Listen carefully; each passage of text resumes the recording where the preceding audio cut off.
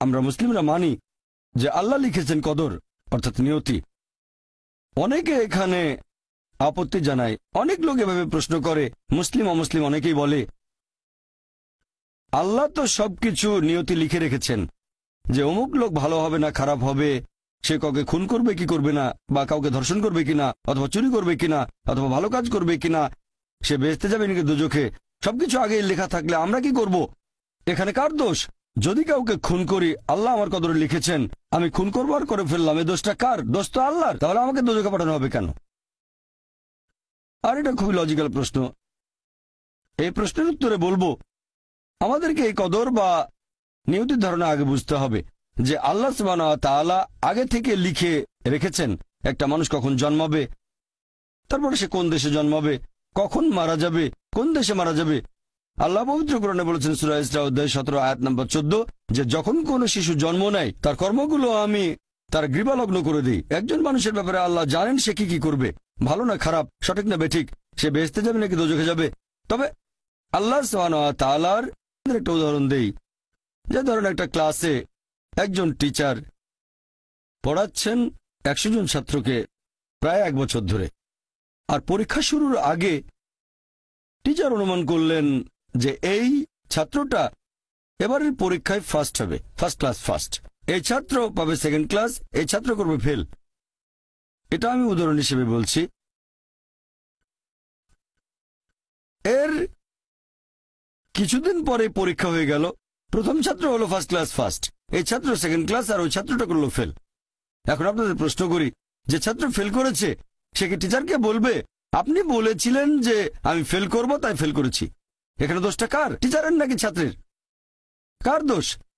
ছাত্রের। টিচার অনুমান করেছেন এই ছাত্রটা বাইরে ঘুরে বেড়ায়, ঠিক মতো ক্লাসে আসে না, সিনেমা দেখতে যায়, এজন্য সে ফেল করবে। ওই ছাত্র মোটামুটি মাঝারি, এই ছাত্র খুব মেধাবী, অনেক পরিশ্রম করে, তাই টিচার পরীক্ষা শুরু হওয়ার আগে অনুমান করেছেন এই ছাত্র হবে ফার্স্ট ক্লাস ফার্স্ট, এই ছাত্র সেকেন্ড ক্লাস, ওই ছাত্র ফেল। তারপর আসলে ওই ছেলে ফার্স্ট ক্লাস ফার্স্ট, এই ছেলে সেকেন্ড ক্লাস, আর ওই ছাত্র ফেল। টিচার অনুমান করেছেন, তার মানে এই না যে দোষটা টিচারেরই হবে। টিচার সবাইকে পড়িয়েছেন সঠিকভাবে, সমানভাবে।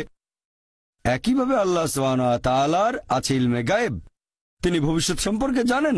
কিছু জিনিস ঠিক করা আছে যে এই লোকটা জন্মাবে অমুক দেশে, জন্মাবে অমুক দিনে, আর সে মারা যাবে অমুক দেশে অমুক তারিখে, ইত্যাদি ইত্যাদি। তার পরিবেশ ধনী হবে নাকি গরিব হবে। তবে পছন্দটা এখানে আপনার।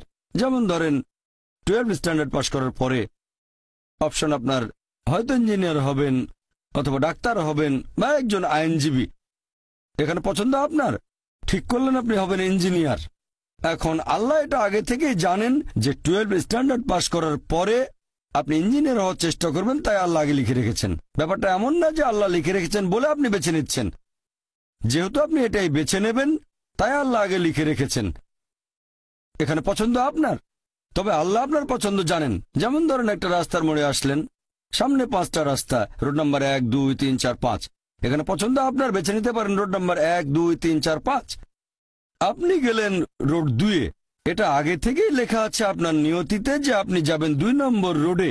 ব্যাপারটা এমন না যে আল্লাহ লিখেছেন বলে আপনি করছেন। যেহেতু আপনি এটাই বেছে নেবেন, তাই আল্লাহ আগে লিখে রেখেছেন। তাহলে পছন্দ আপনার।